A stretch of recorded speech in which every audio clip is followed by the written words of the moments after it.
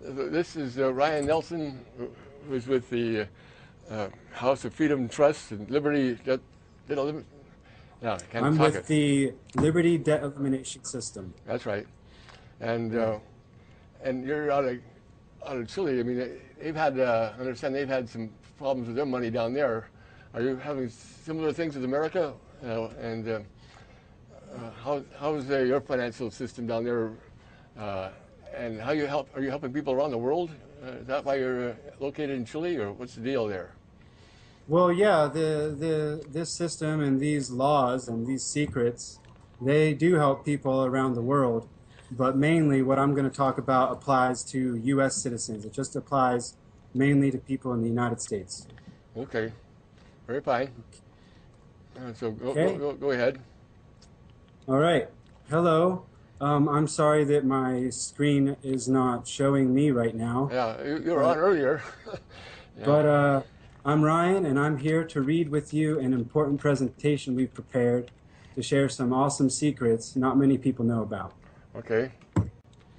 Most people worldwide have never heard of the kind of sovereign trust which can make them tax exempt and which have no tax agency filing requirements. Likewise, most people in the United States are not aware that they can very easily become 100% legally free of most all credit card debt. And this is what we're going to talk about mostly today, is getting rid of your credit card debt completely legally. The main two sources of financial problems for most people have been debts and taxes. So these are the two areas in which it will be beneficial to develop more freedom. In my presentation, we'll start with debts, which the Liberty Debt Elimination System cancel. Please note that this is only for credit cards issued by the United States banks. Cards issued by banks in other countries should be able to have their debts canceled as well using similar methods, but the Liberty Debt Elimination System only cancels debts on credit cards issued by the banks in the USA. From now on, let's refer to the Liberty Debt Elimination System simply as the Liberty System, to keep it short and sweet. It all started with the originator, whom we'll call the benefactor, back in 2002. He successfully canceled over $50,000 of credit card debt involving 7 cards. He never had to go to court, and he hasn't had a problem with them since then. This system has continued to work for countless others to this day, so it has a proven track record now. This allows cardholders to legally and totally cancel credit card debts without bankruptcy. Why settle for debt consolidation, negotiation, reduction, modification, or any other kind of compromise when you can just completely eliminate your debt without bankruptcy? It also works for any other unsecured institutional signature loan or line of credit under the Federal Reserve System, including student loans. But it doesn't work for house mortgages, car loans, or other secured debts. But it's easy. Anyone with access to a computer and Microsoft Word or a compatible software can do it. Just follow simple instructions to put your name and personal information into 3 powerful pages and send them certified mail. That's it. No attorneys needed. You don't need a lawyer. It's quick and it's inexpensive, and it has a 100% success rate. Everyone who has used this exact same system precisely as instructed, to our knowledge, has had collection attempts by banks, lending institutions, etc., and even courts come to a complete stop. Sounds great. Okay. All right. The Liberty system has even worked for people who have been sued for their from their credit card institutions. They adapted the documents to the court case, and the cases were dismissed. The system continues to work today. It is time-tested. It takes a few months for you to see that the pretender lender collection attempts have definitely stopped, but you will see them stop. One customer in the past had about $43,000 in credit card debts. She had maxed her cards out after her husband passed away, and she was being hounded by the so-called creditors. Then from some friends and family, she found out that they are not creditors at all. She used the Liberty System polite and professional dispute letter and affidavit, and she hasn't heard from the money lenders or their collection agents since then. In one case, they did persist with 2 more letters, and the Liberty system provided her with simple response letters to send, which took only a few minutes, and she just mailed them in. And this was in early 2010. Since then, she has had no further contact from them. She knows now for a fact that this is because they have been caught in their scam, and they would rather let it quietly go away than to litigate it or publicize it. So They don't want people to know. No. So you're saying that this whole lending system is a scam. The bankers would do that to us?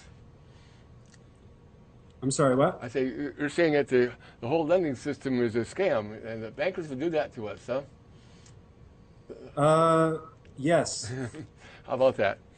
So, Yeah. so it's all built on a fraud, and we're just trying to correct the fraud, is right? Well, it is fraud. It is deceptive. It is fraud. Legitimately, it's fraud. Right. This system works far better and more consistently than commercial discharge or set-off methods under the UCC, because the elite have tried to monopolize those methods too for themselves, while stopping them from being honored for most people. We've been saying for years that this system has been enjoying a 100% success rate. Now we have one more success, and this one comes with proof in writing. Here's a picture of a letter from the TransUnion, which is a credit reporting agency, showing the debt has been deleted.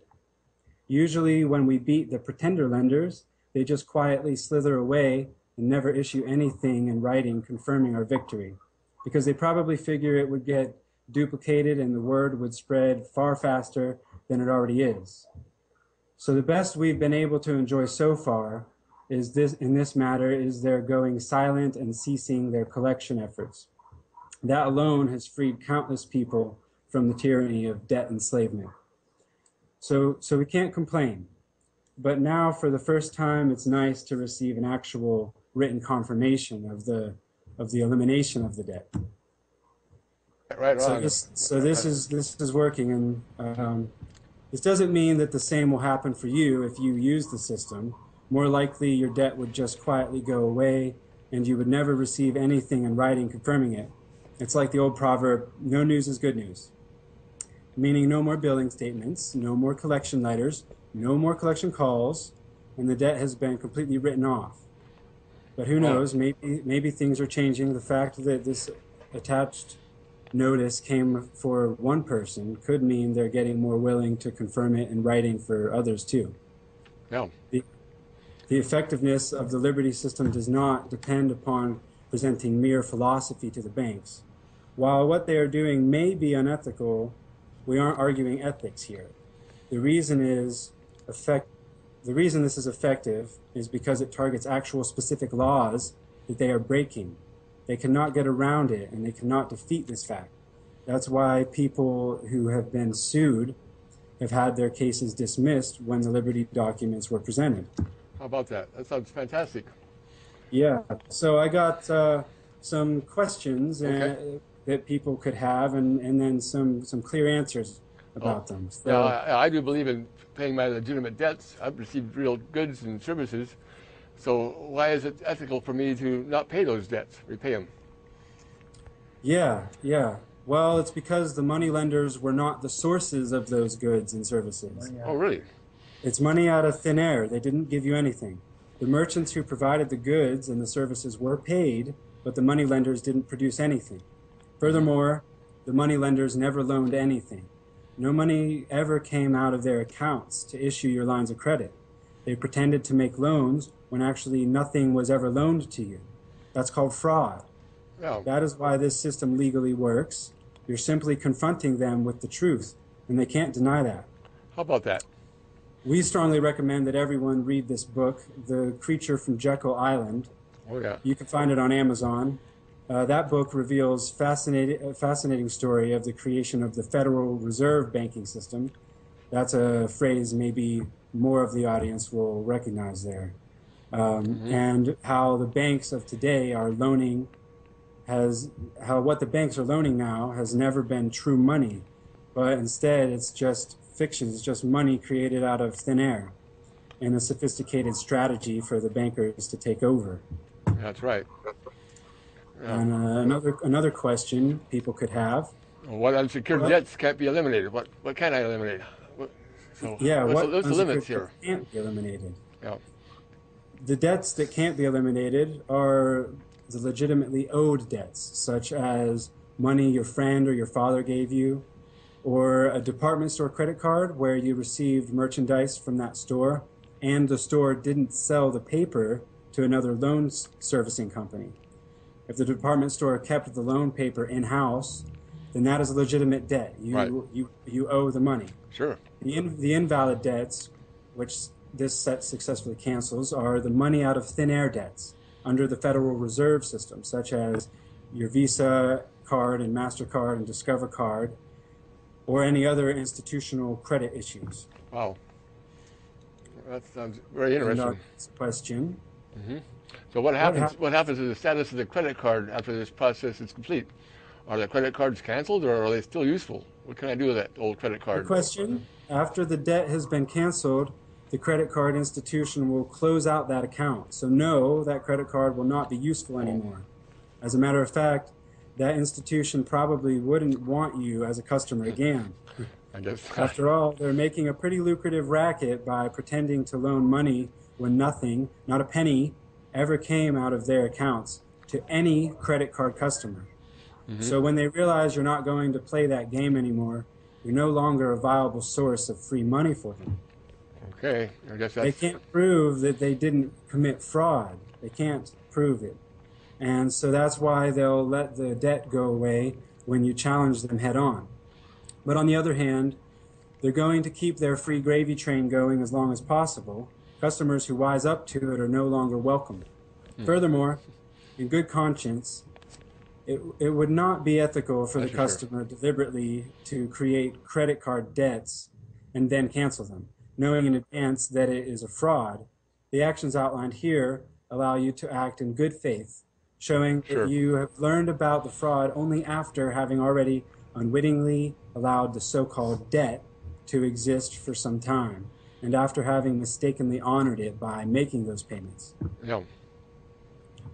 Very good. We got a few more questions we can cover here. Okay. So those who understand American sovereign citizenship under HCR 192 of 1933 and the Uniform Commercial Code and commercial remedies, such as our rights as creditors to create money in accordance with the UCC, know that debts can be set off or discharged by the issuance of proper credit instruments. So why then do you speak of creating money out of thin air as if some kind of wrong or illegal or unethical act is happening? There's nothing unethical about creating money out of thin air per se, if it were to be offered equally across the board to everyone, Oh. openly with full disclosure, with equal opportunity, and with publicly sanctioned assistance in implementing it to all people without discrimination. What is unethical is to do it like a magic trick, hidden behind the scenes, to keep it a secret from everyone, to pretend that the loans came out of their supposedly already existing, genuine, and limited funds, that they would therefore be financially harmed if you don't pay it back. That's harmful dishonesty, plain and simple. Right. It's deliberate and unjust enrichment designed to benefit the few at the expense of us, at the expense of the many. Read books like The Creature from Tom Jekyll Island or Secrets of the Federal Reserve.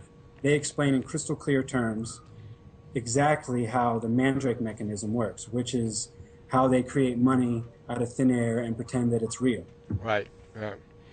Furthermore, most people don't realize that in all 50 states, it's illegal to loan credit. It's legal to loan money, but not credit. And yet, that's exactly what the pretender lenders have been doing. Thus, the commercial remedies rightfully provided to us under the UCC have not worked for most people, even when presented properly, for the simple reason that the egomaniacal controllers have monopolized the benefits of the system for the insiders, at the exclusion and at the expense of everybody else. It is for that reason that this system challenges the fraud, rather than attempting to discharge the debt. And it is for that reason that this approach has been 100% successful to our knowledge. Wow. Well, that sounds quite a good remedy. So what happens to my credit rating after this debt is canceled? As discussed above, why would you continue to use credit once you know that it's a fraud? Oh, yeah. But most of the people who have gone down this path of canceling their debts have learned to live without credit Really? and use debit cards instead. That's what I do, and Yeah. that's what I would recommend. That's what But I do too. Yeah. if you're stuck with credit card debt, Yeah. then here's a ticket out.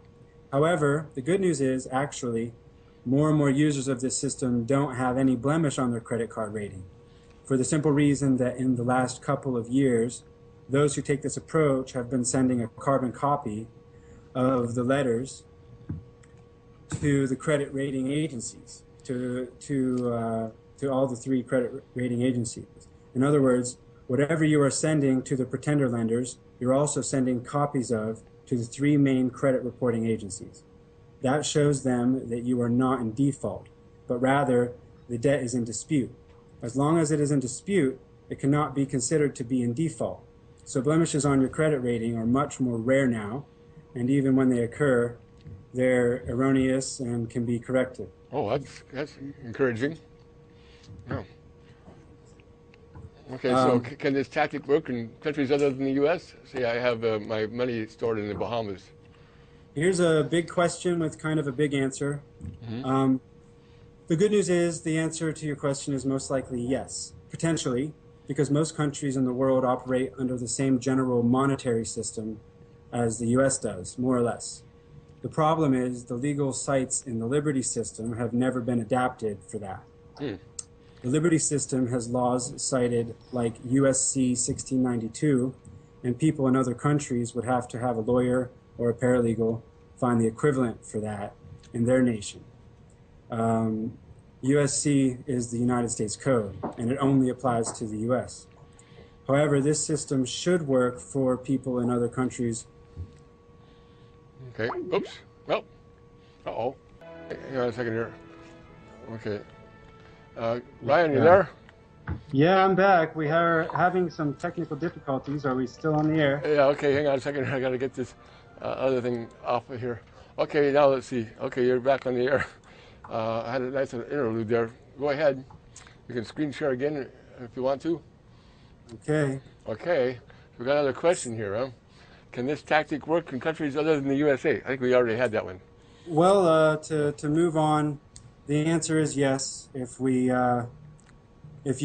adapt all the laws that are in the documents, yeah. you can adapt it, and it would apply to other countries. Yeah, I think we covered that one. Yeah, next. But let's move on now. Yeah. Okay. Now let's talk about setting up a common law trust, and cover that a little bit. More and more people today know that a worldwide financial reset is imminent. Mm-hmm. And as such, you may have wondered if a foundation, corporation, or a statutory trust that you set up will be made extinct or redundant after the restoration of the common law governments have been made widely known, and similar changes occur in governments around the world.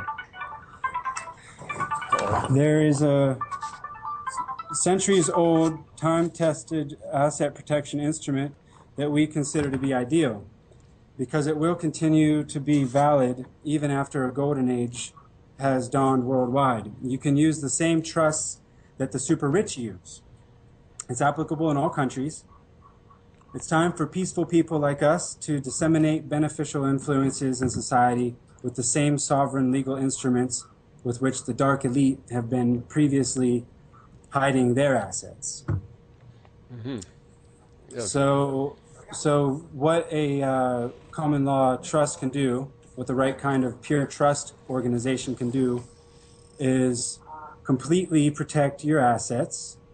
And it will give you protection from creditors, protection from liability suits, protection from malpractice suits, from employees, from personal bankruptcy, and protection from excessive divorce settlements.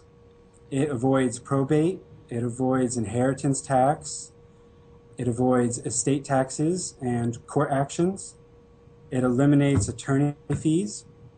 It eliminates or reduces accountant fees. It eliminates executors' fees. eliminates or reduces income taxes. There's a big Yeah. relevant one. Yeah. We It stopped that. frees tax dollars from capital appreciation. It provides complete control over your assets through trustees.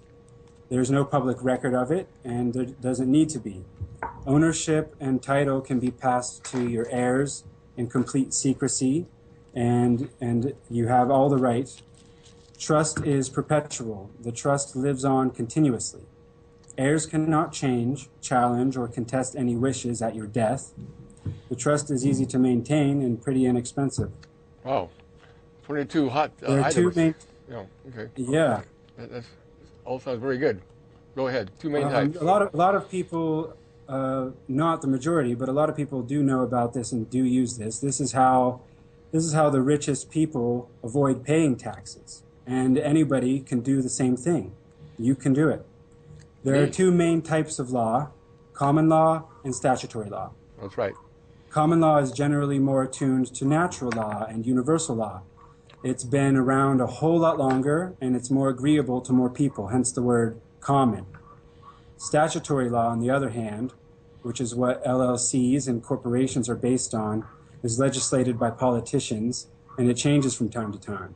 Often every year it changes.